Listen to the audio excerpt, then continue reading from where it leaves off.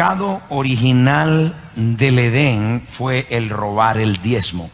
Dios le dijo a Adán, God told Adam, toda esta tierra es tuya. the whole earth is yours. Tiene todos los recursos que tú necesitas. It has all the resources you need. Pero hay una cosa que no me puedes tocar. But there is one thing you can't touch, Es lo que es mío. that which is mine. El árbol del conocimiento del bien y el mal representa o simboliza el diezmo. The tree of the knowledge of good and evil represents or symbolizes the tithe. Because tithe Porque el diezmo is separated, is sanctified for God. es algo separado, It's santificado para holy and Dios. sanctified for God. Santo y santificado para Dios. And God said to him, Dios le dijo, do not touch what is mine. no toques lo que es mío. Tienes todos los recursos, You have all the resources. tienes todo lo que You necesitas, have everything you need. pero no comas lo que es mío. But do- El diezmo es el 10%. So the tithe is the 10%.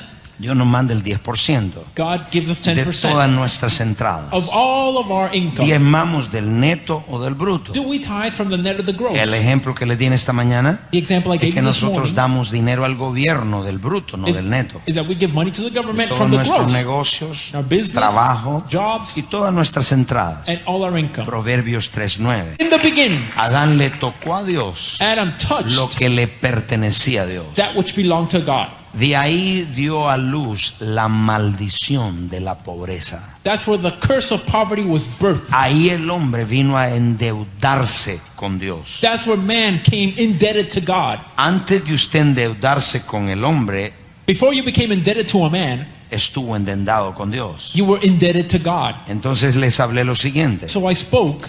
y esto fue lo que les hablé. Todos los pentecostales son presos de la psicología, absolutamente todos, inclusive hasta los pastores están involucrados, ¿no? En ese bucle psicológico, supersticioso, ¿no?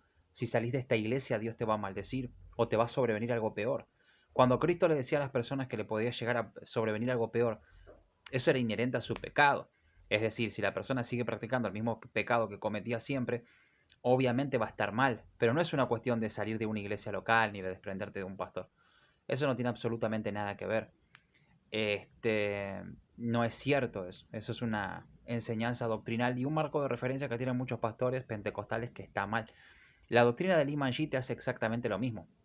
Cuando uno estudia vía Zoom la doctrina de la iglesia en Shincheon Lee, ellos no te dejan salir de la secta, porque automáticamente si salís de ahí te hacen un trabajo psicológico. ¿En qué sentido?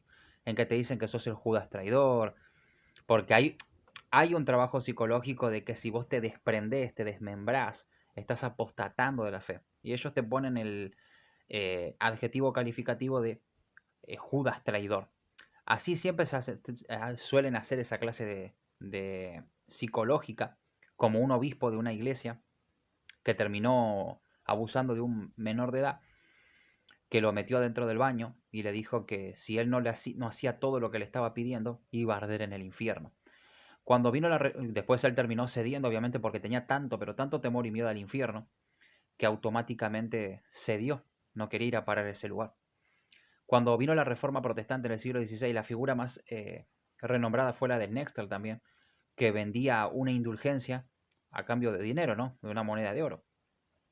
Y él se prendía fuego, si ustedes ven la película de Martín Lutero, la mano, para mostrarle a todo el mundo, así van a ser atormentados en la llama y el fuego del infierno, por todos los siglos de los siglos. Entonces la gente asustada, venían en oladas prácticamente al unísono, se agolpaban para comprar una indulgencia, ¿no? Recordemos que en esos tiempos la peste negra o bubónica estaba arrasando con pueblos enteros en cuestión de días, y la cuarta parte de la población se moría antes de cumplir los 5 años de edad. Entonces la Iglesia Católica, a las personas europeas le tenían una sola esperanza, ¿no? La Iglesia Católica y la promesa que ellos te daban del paraíso. Cuando viene la Reforma Protestante se suelta todas esas supersticiones, ¿no? Ya se le empieza a dar más auge a la razón, ya las personas se empiezan a dimensionar de otra manera. Romanos 12:2 dice vuestro culto raciona. Y yo veo que lamentable y tristemente la mayoría de los pentecostales, por no decir todos, tienen esa permanente y constante enseñanza psicológica de que te vas a ir al infierno, vas a perder tu salvación, te va a venir algo peor. Por eso la doctrina de que la salvación sí se puede perder tiene que ver también con todas estas clases de cosas. La salvación es de Dios. Efesios 1:13 dice que fuimos sellados con el Espíritu Santo. No tenemos que tener miedo, lo que tenemos que tener miedo es lo que hacemos en nuestra vida cotidiana 24/7. Y como dice que fuimos sellados, Efesios 1:13, hasta la redención de la posesión adquirida. A muchos pastores les conviene que siga existiendo la doctrina de que la salvación sí se puede perder, porque es más fácil jugar con tu psicológica, es más fácil meterte la idea o el miedo inminente de que te vas a ir al infierno. Entonces te trabaja en la cabeza 24/7 con esa idea. Una vez yo conocí a un pastor que decía, si salís de esta iglesia en disciplina, tenés una gran atadura en tu vida y que no te la vas a poder soltar ni desprender a no ser que te desaten, porque supuestamente la iglesia tiene poder para atar y para desatar, remitiéndose al Evangelio según San Mateo capítulo 16, verso 18. Todas esta clase de juegos psicológicos se hacen en iglesias cristianas evangélicas, no todas, pero sí en muchas. Guillermo Maldonado dijo una vez, yo los maldigo, y empezó a maldecir ahí en el medio de la congregación, en el medio de su púlpito. Me puedes tirar con tu madre, decía. Y todas estas clases de cosas hay que ponderarlas, ¿no? Empezar a estudiarlas para no permitir que nadie nos venga a tratar de psicologiar, meternos miedo, ¿no? Esto no es un pormenor, no es un pormenor tomando en cuenta de que hubo inclusive abusos sexuales por parte de varias corrientes de pensamiento cristianas, sea católicas, mormonas, testigos de Jehová o evangélicos también. Y hay que denunciar todo esto. Algunos lo hacen en inocencia porque no saben. Yo conocí una hermana que por cualquier cosa te quería mandar al infierno. No era pastora y estaba en su casa siempre. Pero yo le dije, tenés que sacarte esa idea de estar mandando a la gente al infierno por cualquier cosa. Y muchos se valen de eso para asustarte, para jugar con vos, ¿no? Para meterte ese temor. Y al mismo tiempo, lamentablemente, muchos pastores también están involucrados en eso. Mientras uno no esté practicando nada malo, no tiene nada de qué temer. La salvación es por gracia. Pero a veces conceptualizamos un Dios tirano y malo que por cualquier cosa te va a querer mandar al infierno. Entonces, vamos recopilando versículos bíblicos tanto del Antiguo como del Nuevo Testamento para meter esa idea en las personas. Lee Man-Shi tiene una condenación en la cabeza que está en 2 de Pedro 2, 1 de Juan 4, y el libro de Apocalipsis es precisamente para él. Y él sabe que viene eso. Pero claro, él tiene un desapego frío a esos versículos bíblicos porque sabe perfectamente que ya está jugado. Es como Judas Iscariote, por más de que le digas que no lo hagas, igualmente lo va a hacer de todas formas. Lo que vas a hacer ahora, hazlo ahora, le dijo Jesucristo. Y fue y lo hizo. Fue y lo hizo. Terminó entregando a Jesucristo, lo traicionó por 30 monedas de plata. Y bueno, Lee Man-Shi, que es el común denominador de todos los falsos profetas como Smith, José Smith o como Eusebio González, que cuando nosotros rastreamos los antecedentes más antiguos de la historia damos con el paradero de estas controversiales, digamos, figuras religiosas, que también hicieron exactamente lo mismo. Se apartaron del Evangelio verdadero de Jesucristo. Joseph Smith tenía un fuerte arraigue metodista y presbiteriano.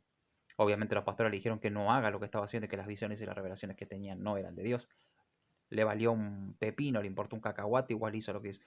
Mahoma cuando nació en la Meca de Arabia Saudita en el 570 después de Cristo y en el 622 se rebeló contra la Iglesia Católica, para muchos musulmanes considerados como el año de la liberación.